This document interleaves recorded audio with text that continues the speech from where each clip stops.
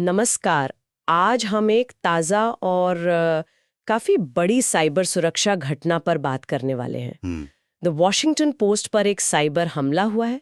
हमारे पास इससे जुड़ी कुछ रिपोर्ट्स हैं और आज हम इसी खबर की तह तक जाने की कोशिश करेंगे। नमस्कार।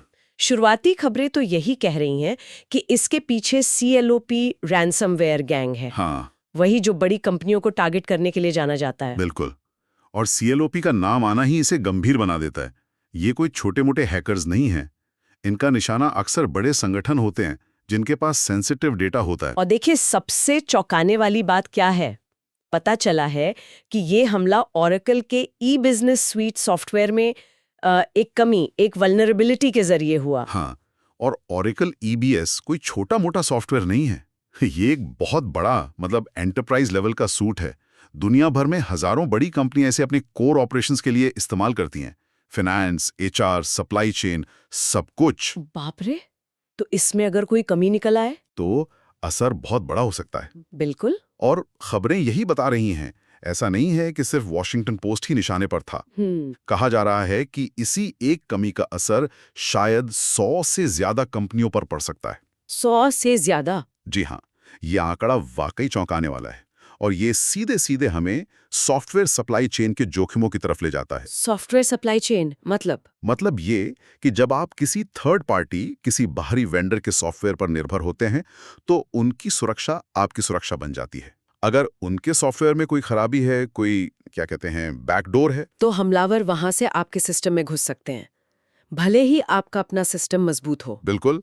आप अपनी दीवारें कितनी भी ऊंची कर लें, अगर आपके भरोसेमंद साथी के घर का दरवाजा खुला है, तो चोर वहां से आ सकता है। ये तो काफी डरावनी बात है। मतलब कंपनियां एक तरह से दूसरों पर निर्भर हैं अपनी सुरक्षा के लिए। जैसा एक रिपोर्ट में लिखा था, एक सॉफ्टवेयर की छोटी सी कमजोरी ने कितनी बड़ी साइबर चेन को हिला दिया। ये बात यहाँ एकदम फिट बैठती है। हाँ, और इसमें एक और पहलू है। Oracle EBS जैसे बड़े सिस्टम्स को अपडेट करना भी आसान नहीं होता। ये अपडेट्स काफी जटिल होते हैं, टाइम लेते हैं और अक्सर बिजनेस ऑपरेशंस में रुकावट आती है, जिसे डाउन टाइम कहते हैं। अच्छा, तो कई बार कंपनियां शायद अपडेट्स टाल देती होंगी इस डाउन टाइम से बचने के लिए। हाँ, ऐसा होता है। और यहीं पर खतरा बढ़ जाता है। वो टाल-मटोल भारी पड़ सकती है। तो फिर सबक क्या है इससे? क्या करना चाहिए? जाहिर है सिस्टम अपडेट रखना है, लगातार नजर रखनी है। हाँ, वो तो है ही।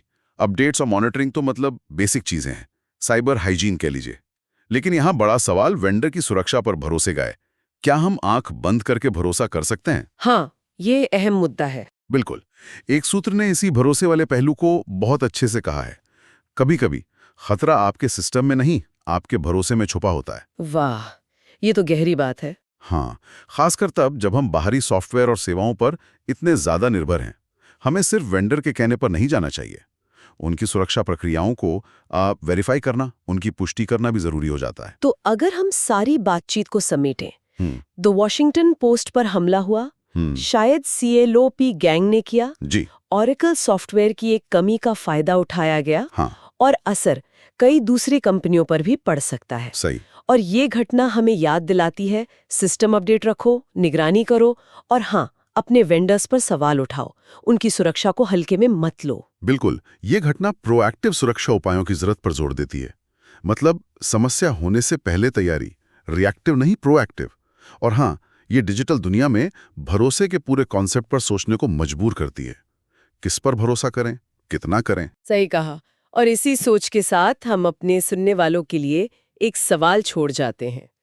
आज की इस उलझी हुई, आपस में जुड़ी डिजिटल दुनिया में कंपनियां उन बाहरी सॉफ्टवेयर की सुरक्षा को असल में कैसे पक्का कर सकती हैं जिन पर वो रोज निर्भर है? क्या सिर्फ वेंडर के भरोसे रहना काफी है, या फिर हमें सुरक्षा की पुष्टि के लिए और गहरे उतरने की जरूरत है? इस पर जरूर सोचिएगा।